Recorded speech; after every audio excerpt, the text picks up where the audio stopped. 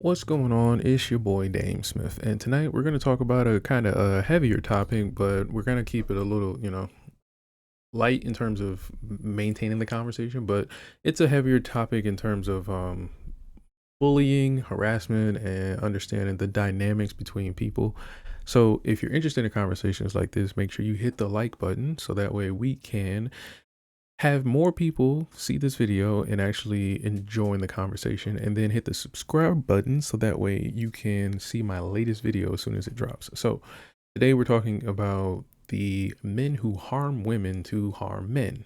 And there's a weird way to say it, but that's kind of how I can look at it. And it really just comes down to, like, if you hear it a lot in music, you know what I'm talking about, but it really comes down to guys trying to I guess get at or harm or humiliate another guy by harming and humiliating the girl he may know or that's nearby, right?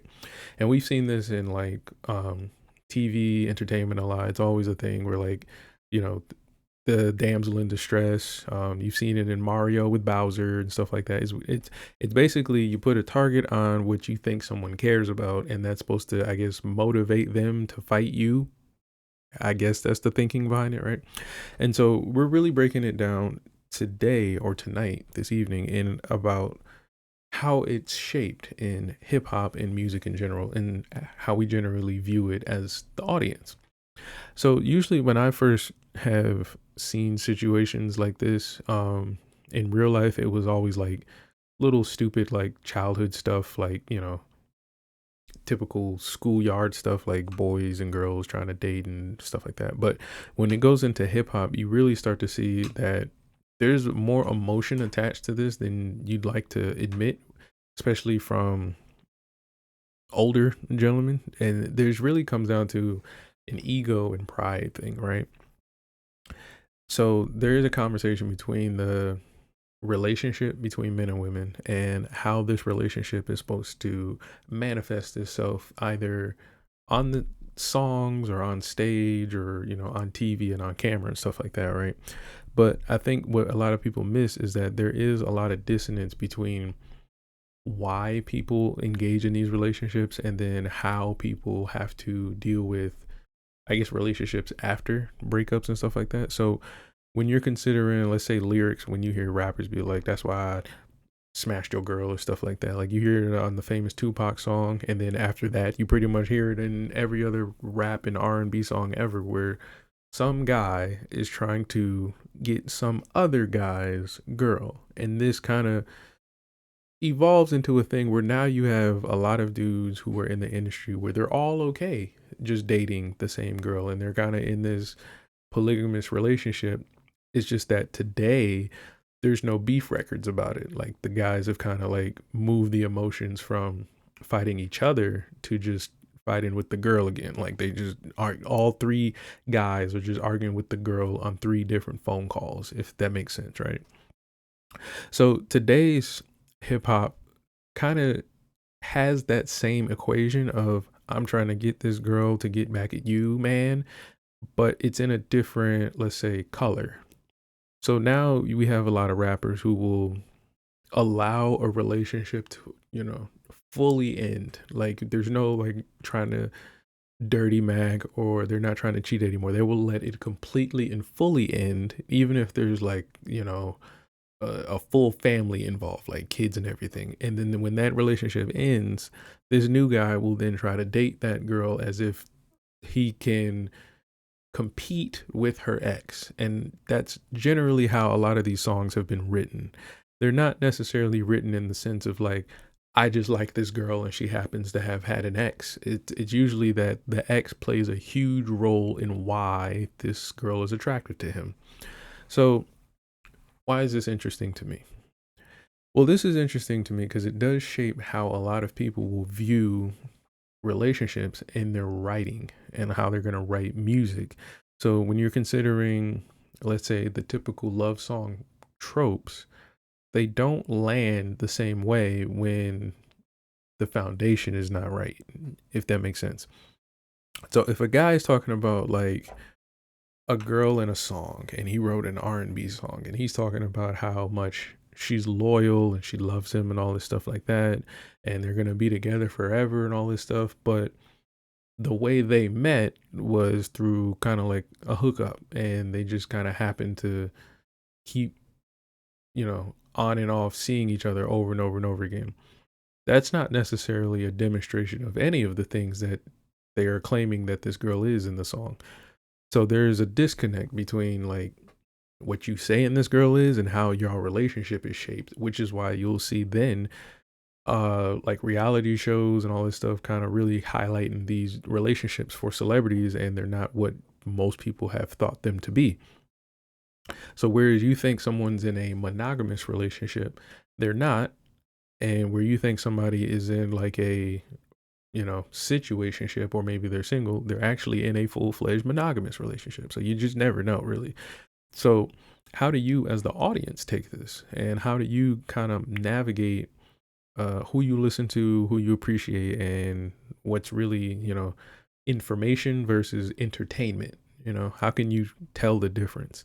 And I think a lot of it has to come through the artist's control, meaning they have to either be honest and, integral about what they're telling their audience. And that's difficult for a lot of people because of how their lives are usually set up, which leads me to the overarching title here, is that a lot of these situations where you see men trying to harm women or get with girls and, like, I guess seduce a girl that doesn't really like him in order to get back at a guy, it's not necessarily something you should be trying to do, because it's not going to help you as far as any relationship. You're actually just inviting more problems with something like that.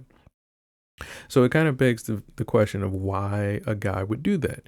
Usually there's a certain reason, and one of the first reasons that pops in my head is revenge. Like, very vengeful people would try to do stuff like this, but it's really just putting people in harm's way for the sake of doing it. And if you've watched my other video, how to identify evil, it's really just about unnecessary suffering. Like, instead of just being upset and just getting over it, you're now choosing to continue the problem or exacerbate the problem just because you feel some type of way, right?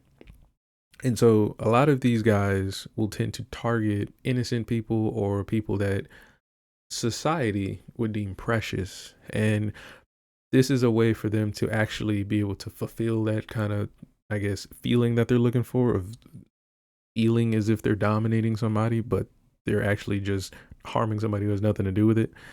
And the reason I use the word harm is because in hip hop, there's not really a distinction on whether or not the guy is or is not seducing the girl. And I think that's a problem that most audience members notice when they hear it. And it starts to bleed into how they start to look at these type of situations. So now you'll have a situation where a woman will break up, like I said, in today's culture, completely with somebody in a normal fashion. Like, they just, just had a normal breakup. But the second guy, in, the fans' point of view or the audience's point of view, the second guy she dates is almost trying to one up her ex. And that may not be the case at all. That could actually just be the next, man in the situation. But because of how we've pretty much shaped the culture around this whole get the girl to harm the guy concept, it starts to shape how the audience views relationships for many musicians and entertainers. So if you take it off of the woman and you put it on the man, there's guys who will date a certain girl that if she had an ex that was maybe cooler than him, then he may have to deal with that in some kind of way, whether it's, fans making snarky comments or fans making memes, or maybe some rapper somewhere down the street makes a witty bar that now he has to address something stupid, right? But again, it's nothing that's real. It's nothing that's necessary. It's stupid. It's really dumb. But if you wanted to get my opinion on how to solve things like this, one of two ways. And I think the first way is what most people will not do. If you've ever seen the show Money and Violence, it's a YouTube, it's an internet gem. If you've ever seen the show Money and Violence, and there was a scene where I believe Miz was walking down the street with his girl, and someone tried to catcall his girl, and if you know what Miz did, then let me know. That's the first way you can handle that situation. And the only reason that works is because people who push boundaries only stop when the boundary pushes back. That's the only way, right? And then the second way you can deal with it is that there has to be some kind of like cultural understanding of who would do such a thing. And then we'll pretty much be able to, you know, shape around or shape our network and our culture and our society around that. Like if you can really identify like, oh, this guy, he's he's vengeful, he's petty, he's emotional and things like that. Once you identify things like that, it becomes a lot easier as an artist to navigate, and you'll know like, oh, I can't date this girl, her boyfriend's petty, he's emotional, and you'll figure out very quickly, who you can really bring to your circle that's beneficial and positive. So if you enjoyed this conversation, make sure you hit the like button, and I will bring you more content like this, and I will see you guys tomorrow night. All right, peace.